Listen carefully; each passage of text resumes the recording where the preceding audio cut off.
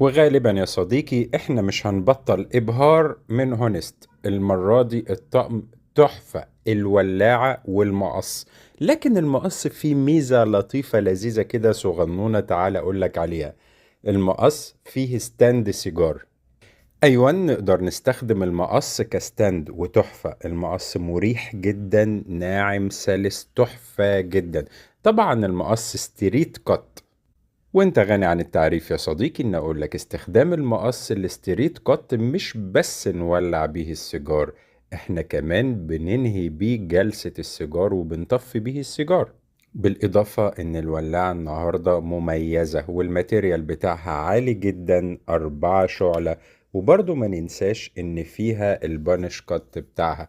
يبقى احنا كده استفدنا من الطقم مرتين، البانش كات والستريت كات. وفعلا المقص الستريت بتاعها مذهل